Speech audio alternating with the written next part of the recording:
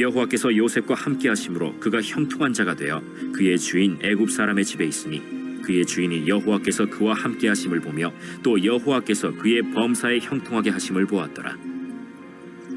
요셉이 그의 주인에게 은혜를 입어 섬김에 그가 요셉을 가정 총무로 삼고 자기의 소유를 다 그의 손에 위탁하니 그가 요셉에게 자기의 집과 그의 모든 소유물을 주관하게 한 때부터 여호와께서 요셉을 위하여 그 애굽 사람의 집에 복을 내리심으로 여호와의 복이 그의 집과 밭에 있는 모든 소유에 미치니라. 이번 주간은 우리 민족 명절인 설 명절을 맞이해서 우리 성도들이 함께 친지들도 만나고 또 오래 흩어져 있던 가까운 사람들을 만나게 되는 그런 일들이 많이 있을 거라고 생각됩니다. 설 명절 기간 동안에 가족과 친지들을 오래간만에 만나서 서로 인사도 하고 음식을 만들어서 나누어 먹기도 합니다. 근데 이럴 때 두 유행의 사람들이 있는 것을 봅니다. 사람들에게 환영을 받는 사람이 있는가 하면은 반면에 미움을 받는 사람도 있습니다. 자, 그러면 설 명절 기간에 사람들이 만나서 함께 음식을 나누고 인사를 할 때 어떤 유형의 사람이 미움을 받을까? 설 명절에 이런 사람들은 미움을 받습니다. 가깝게 살면서 늦게 오는 동서. 빈손으로 와서는 갈 때는요, 이것저것 다 싸가는 동서. 빨리 가서 쉬고 싶은데 눈치 없이 고스톱만 치는 남편. 가는 손님 억지로 꼭 붙잡는 남편. 친정에 일찍 와서 참견하는 시누이. 시댁에는 20만 원, 30만, 20만 원, 친정에는 10만 원만 주며 차별하는 남편. 며느리는 친정에 안 보내면서 시집간 딸은 빨리 오라고 재촉하는 시어머니. 이런 사람들은 설 명절 때 분명히 사람들에게 미움을 받습니다. 그러면 어떤 사람이 설 명절 때 사람들에게 환영을 받을까요? 모든 사람에게 환영받는 사람은 베풀고 섬기는 사람입니다. 베풀고 섬기는 사람이요, 대접을 받으려고 하는 사람들보다도 더 환영받고 사람들이 더 좋아하는 것을 보게 됩니다. 우리 대면교회 성도들은 이번 설 명절 기간 동안에 섬김을 실천한 자가 되어서 누구를 만나든지 모든 사람에게 환영받는 사람이 되기를 원합니다. 내가 속해 있는 공동체에서 섬김을 실천한 자가 되어서 모든 사람에게 환영받는 사람이 되었으면 좋겠습니다. 스포츠 경기 중에 테니스라는 경기는요, 귀족 경기라고 그러죠. 본래 테니스 경기는 영국에서 시작이 돼가지고 이제 미국으로 건너와서 세계적인 스포츠가 되었습니다. 이 테니스 경기를 잘 한번 생각해 보시기 바랍니다. 테니스 경기에서 이기려면은 필수 요건 하나가 있습니다. 서버를 잘 넣어야 된다는 거죠. 경기를 시작할 때 먼저 서버를 넣지 않습니까? 서브할 때 공이 네트에 걸리거나 아니면 상대 진영에서 아웃이 되면은 안 되죠. 그런데 유리한 입장에서 점수를 많이 따르면은 꼭 필요한 것은 자기만의 강력한 서브의 무기가 있어야만이 이길 확률이 높다는 거죠. 서브 하나로 많은 점수를 거둬들인 스타들도 많습니다. 그래서 테니스 경기에서 서브는 경기의 성패를 결정적으로 좌우하는 아주 중요한 기술이라고 말을 합니다. 우리 인생은 테니스 경기와도 같다고 생각이 됩니다. 인생도 마찬가지로 서브를 잘 하셔야만 합니다. 서브의 의미는 봉사한다는 겁니다. 섬긴다는 겁니다. 테니스 경기에서 서브를 잘해야 하는 것처럼 인생도 섬김을 잘 하셔야만 합니다. 잘 섬기는 사람이 어디를 가든지 누구에게든지 환영을 받습니다. 잘 섬기는 사람이 잘 사는 사람입니다. 잘 섬기는 사람이 이기는 사람입니다. 인생의 성패는 얼마나 서브를 잘 했느냐에 달려있다고 해도 과언이 아닙니다. 오늘 본문 말씀에도 보니까 섬김을 잘 실천해서 성공한 인생을 살았던 사람의 이야기가 기록이 되어 있죠. 본문 말씀에 보면 한 사람이 섬김의 삶을 살았는데 먼저 자기 자신이 축복을 받았습니다. 뿐만 아니라 그가 섬겼던 공동체에 축복을 가져다 주었습니다. 한 사람의 섬김이 자기 자신과 자기가 속해 있는 공동체에 큰 축복을 가져오게 만들었습니다. 설명절을 보낼 때 우리에게도 이런 큰 축복이 임하게 되기를 원합니다. 우리 한 사람의 섬김이 우리 자신에게도 하나님의 축복이 임하게 되고 우리 가정에도 하나님의 축복이 임하고 우리가 속해 있는 공동체에서도 하나님의 축복이 임하는 역사가 일어나게 되기를 주님의 이름으로 축원합니다. 본문 말씀에서 섬김의 삶을 통해서 자기 자신과 그가 속해 있는 삶의 공동체 하나님의 축복에 임하게 했던 사람은 너무도 유명한 요셉이라는 사람입니다. 요셉은 하나님의 큰 축복을 받은 사람이었죠. 자기 자신도 그렇게 큰 축복을 받았을 뿐만 아니라 자기가 속해 있는 공동체에 큰 축복을 가져다 주었습니다. 본문 말씀에 보면 요셉은 애굽에 종으로 팔려간 기록으로부터 시작이 됩니다. 그가 종으로 팔려와서 처음으로 일하게 된 집은 보디발이라는 사람의 집이었습니다. 이 보디발은 애굽 왕의 신하였는데 요셉은 그 보디발의 집에 머물면서 일을 하게 됩니다. 보디발의 집에서 일하는 요셉에 대해서 성경은 무엇이라고 우리에게 말씀하고 있는지 성경을 통해서 보시기를 바랍니다. 4절 말씀입니다. 4절 말씀 볼까요? 4절에 이렇게 말합니다. 요셉이 그 주인에게 은혜를 입어 무엇하매? 섬김에 그가 요셉을 가정의 총무로 삼고 자기의 소유를 다 그의 손에 위탁하니 그렇게 말합니다. 요셉은 애굽에 팔려와서 첫 번째 한 일이 무엇입니까? 보디발의 집에서 섬기는 일부터 시작을 했습니다. 그런 요셉은 훗날 애굽의 총리가 되질 않습니까? 그는 애굽에서 왕 다음 가는 2인자가 되어서 애굽에 큰 흉년이 찾아왔을 때 그 나라를 살렸고 애굽에서 큰 명성을 얻은 사람이 되었습니다. 요셉의 애굽 성공 신화의 첫 출발은 무엇이니라 아십니까? 한 가정에서 보디발의 집에서 섬기는 일부터 시작을 했습니다.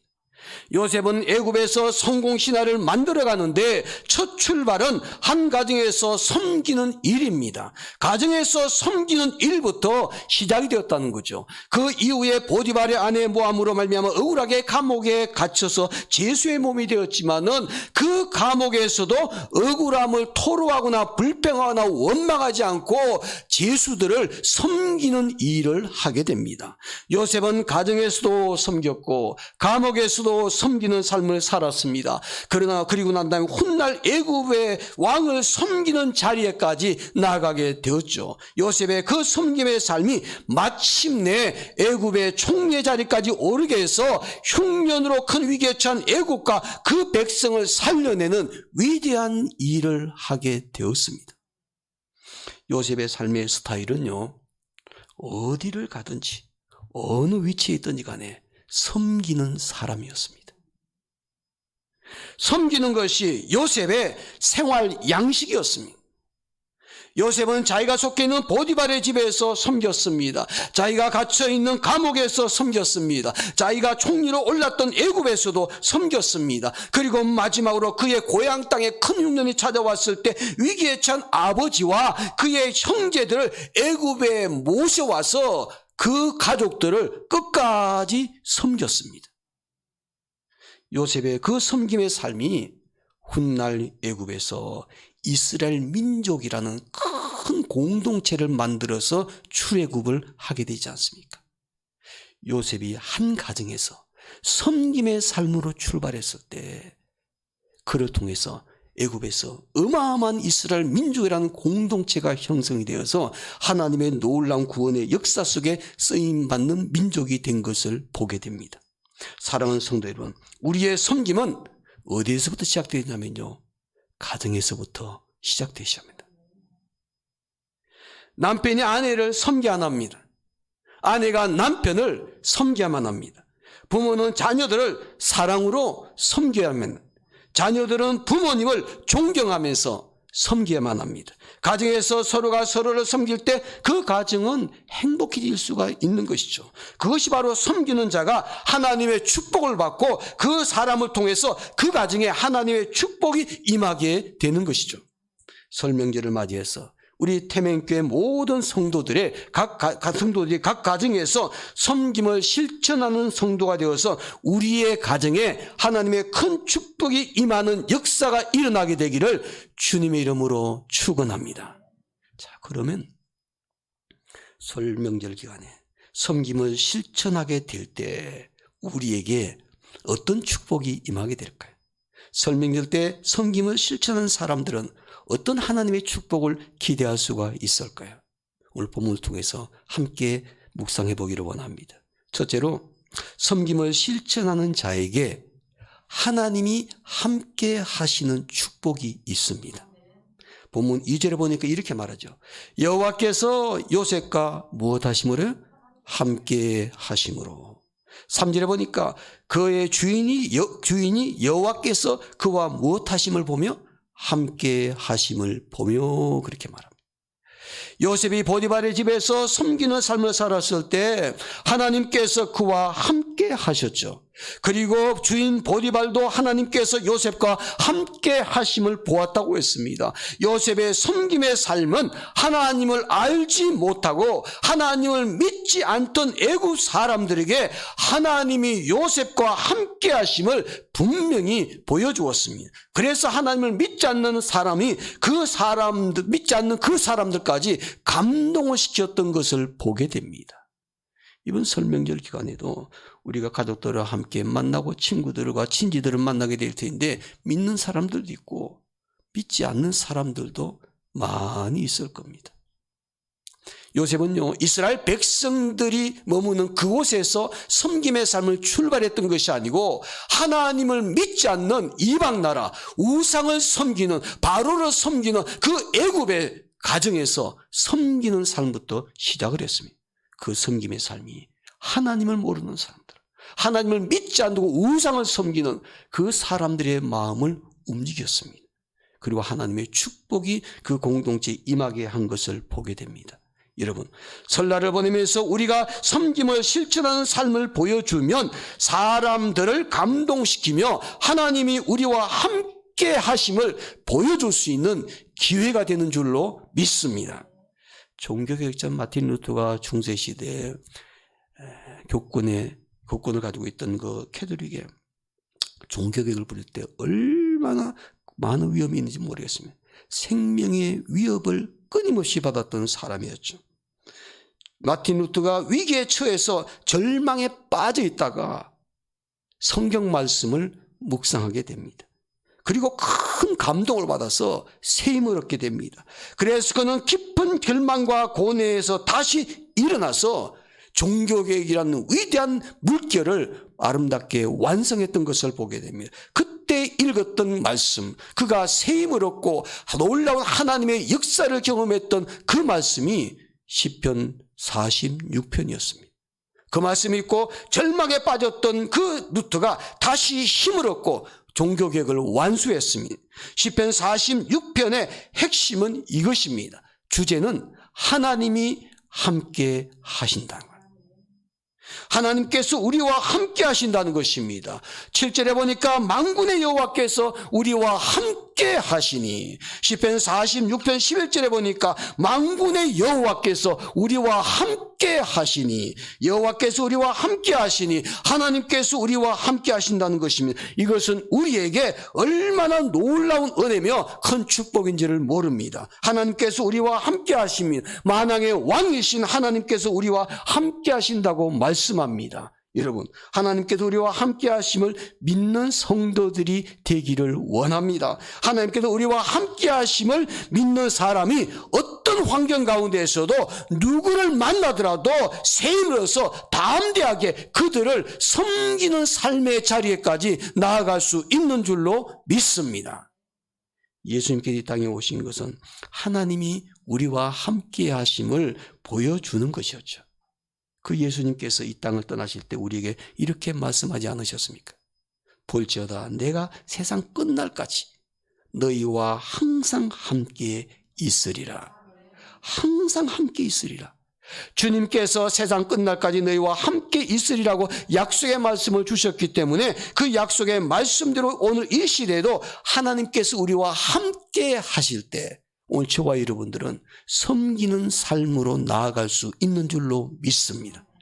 그래서 우리가 어떤 어려움에 처했을지라도 하나님께서 나와 함께 하심을 확신하는 것은요 참으로 중요합니다. 하나님께서 우리와 함께 하신다. 하나님께서 나와 함께 하신다. 이 사실을 확신하면서 끝까지 섬김의 삶을 실천하는 사람이 그 공동체 안에서 삶의 현장 안에서 하나님의 놀라운 역사를 보게 되는 줄로 믿습니다. 세계 제2차 대전 때 전쟁에 나갔다가 다리를 크게 다쳤던 한 젊은이가 있었습니다. 이 젊은이는 수도사가 되는 것이 꿈이었습니다. 그런데 이 수도사가 되려고 지원서를 제출을 했더니 학력이 미달됐습니다. 수도원에서 받아주지를 않았습니다. 그래서 이 사람이 고민했습니다. 어떻게 할 수 있을까? 그래서 작정을 했습니다. 요리를 배웠습니다. 그리고 요리사로서 그 수도원에 들어가서 섬김의 삶을 살기를 시작을 했습니다. 그곳에서 섬길 때 음식을 만드는데 자기는 열심히 음식을 만들어서 이 음식을 제공하게 되면은 수도사들이 그 맛있는 음식을 먹고 건강하게 수도로 하고 하나님과 깊이 교제할 수 있는 그런 믿음의 사람이 되기에 그의 보람을 느꼈습니다. 그래서 수도원에서 철저하게 수도사를 섬기는 삶을 살 때 음식을 제공하면서 늘 그렇게 기도했답니다. 기도할 때마다 하나님 적은 돈으로 좋은 재료를 사서 음식을 맛있게 만들어서 수도사들이 건강하게 잘 먹을 수 있도록 도와주십시오. 그렇게 늘 기도하고 또 제가 이 그릇을 깨끗하게 씻는 것처럼 예수 그리스도의 보혈이 내 마음과 몸도 깨끗하게 씻어 주시기를 원합니다. 이렇게 기도하면서 설거지도 하고 그리고 불을 지펴서 음식을 만들 때는 그 불길을 바라보면서 주님이시여 이처럼 성령의 불이 내 마음속에 임해서 활활 타오르게 해주십시오. 이렇게 늘 기도하면서 하나님께서 나와 함께 하심을 순간순간 느꼈습니다. 힘든 일이었지만 그는 수도원에서 끝까지 섬김을 철저하게 실천하는 삶을 살았습니다. 세월이 흘렀습니다. 이 주방에서 요리하던 요리사가 그 수도원의 원장이 되었답니다. 수도사가 될 수 없었던 그가 어떻게 수도원 원장이 될 수가 있었을까? 무슨 일을 하든지 하나님께서 함께 하심을 확신하면서 섬김의 삶을 실천했기 때문이었습니다. 하나님께서 나와 함께 하심을 확신하는 사람은요 어떤 삶의 공동체에서 하나님께서 나에게 주신 인생의 모든 삶의 공동체의 섬김의 삶을 실천하며 살 수 있는 줄로 믿습니다. 이번 설 명절 기간에도 하나님이 나와 함께 하심을 확신하는 우리 태백교회 성도들이 되어서 누구를 만나든지 간에 때로는 내가 평상시에 별로 감정이 좋지 않았던 사람일지라도 그 사람을 잘 주님의 이름으로 섬김을 통해서 하나님께서 나와 함께 하신다는 것을 보여주고 그 사람의 마음을 감동시킬 수 있고 그리고 한 걸음 더 나가서 그 사람 마음속에 하나님이 역사하는 것을 기대하면서 섬길 수 있는 그런 성도들이 되었으면 좋겠습니다. 이번 설명절을 우리가 어떻게 보내야 할 것인가? 하나님께서 함께 하심을 확신하면서 섬기는 삶을 살자는 것입니다. 둘째로 섬김을 실천하는 자에게 형통하게 사는 축복이 임하게 됩니다. 다시 2절 말씀 볼까요? 2절 말씀 제가 2절 읽을 테니까 여러분 3절 말씀을 한번 읽어주시기를 바랍니다.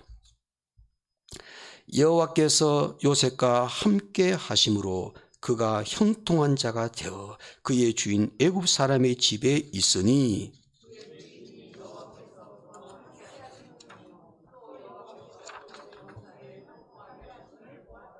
아멘. 성경은요, 요셉의 삶을 한마디로 형통한 삶이라고 얘기합니다.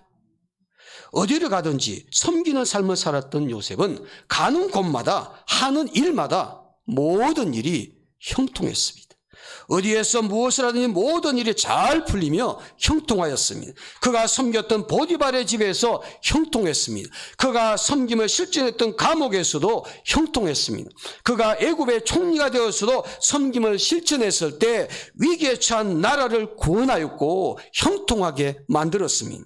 요셉은 어디에서 무엇을 하든지 모든 일이 다 형통하였습니다. 그 비결은 하나님께서 함께 하심을 알고 섬기는 삶을 실천했기 때문이었죠. 가는 곳마다 머무는 곳마다 섬김의 삶을 실천했던 요셉은 하나님께서 크게 축복하셔서 그가 하는 모든 일이 형통한 것을 경험하게 되었다는 사실입니다.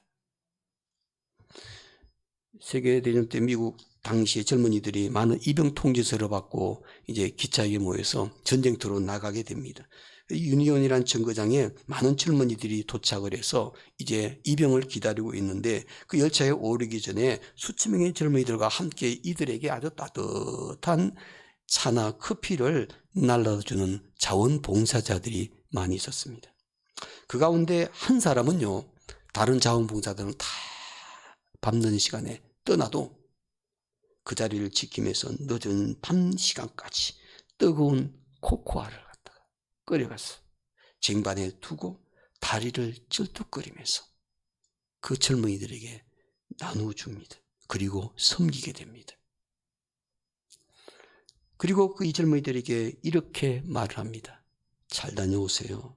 그대들의 근성을 위해서 제가 하나님께 매일매일 기도하겠습니다. 그렇게 젊은이들을 위로하고 격려해 주었던 사람이 있습니다. 그때 한 젊은이가 그 다리를 쩔뚝거리면서 늦은 밤 시간까지 그렇게 섬김을 실천하는 그 모습을 보고 누군지 알아보았습니다. 대통령 각하 아니십니까? 그는 웃으면서 나를 알아보았군요. 고맙소. 내가 이렇게 끓여준 코코아 한 잔이 젊은이의 마음을 따뜻하게 녹여서 이 민족이, 이 국가가 젊은이를 기억하고 있다는 것을 꼭 기억했으면 좋겠어요. 힘을 내기를 바라오. 이 정국은 미국의 32대 대통령이었던 루즈벨트였습니다. 그는 소아마비로 다리를 절면서 몸이 굉장히 좋지 않았죠. 그럼에도 불구하고 그는 밤늦은 시간까지 그 차 한 잔을 가지고 젊은이들을 섬기는 모습을 보여주었습니다. 그 젊은이들이 대통령의 그 모습을 보고 감동을 받았습니다.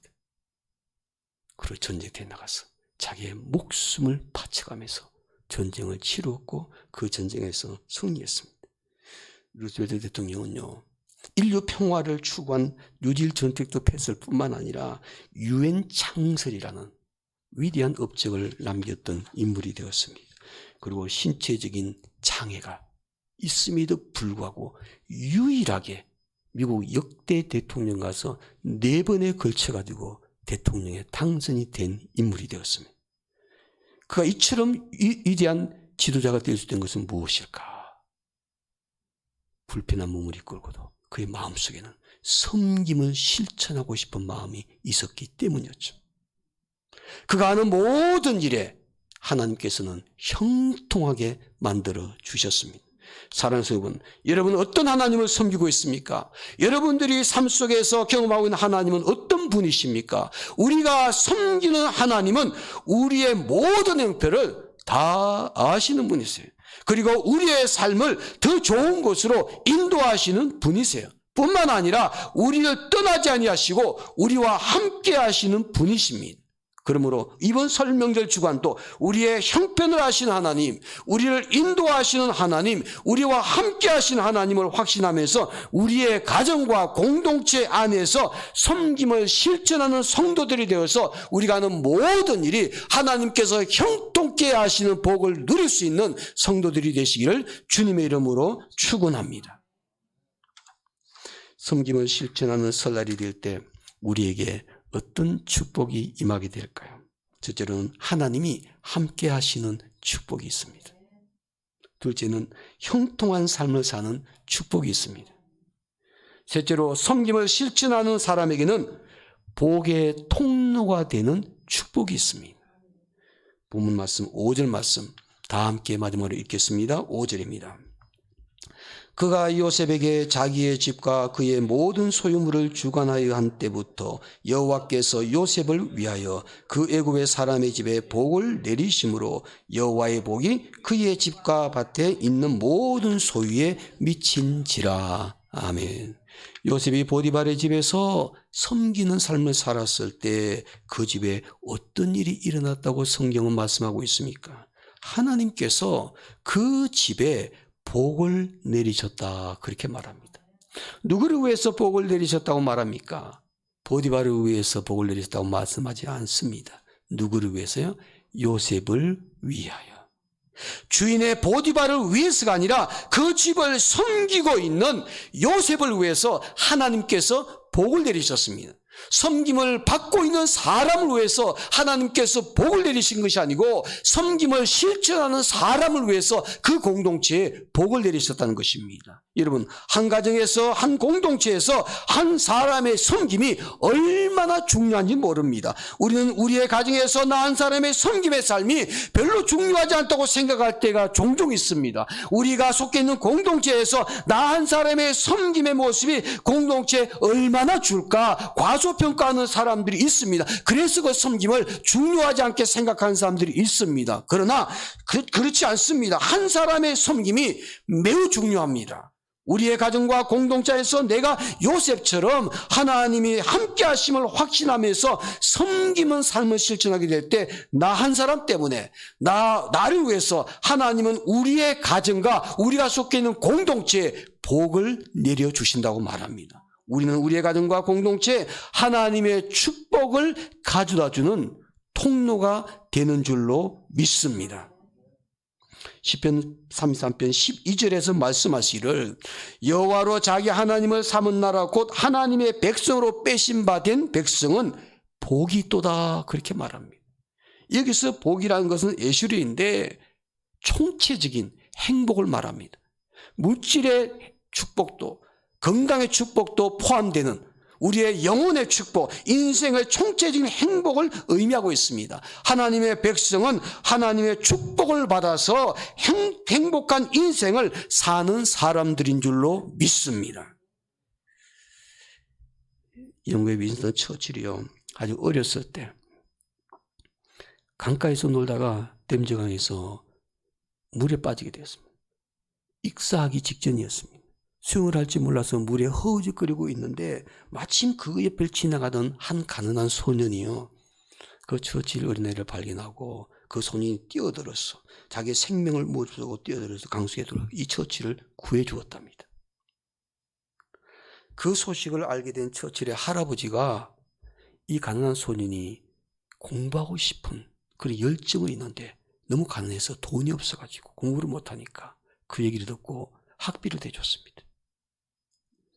그의 학비, 기숙사비, 공부한 모든 돈을 다 지원해 줬습니다. 이 가난한 소년이 처칠 어린아이를 구해준 그 덕분에 할아버지로부터 그 재정적인 지원을 받아서 공부를 해서 의사가 되었습니다. 이 사람이 유명한 의사인 플레밍이라는 사람입니다. 플레밍은 페니실린을 발명했죠.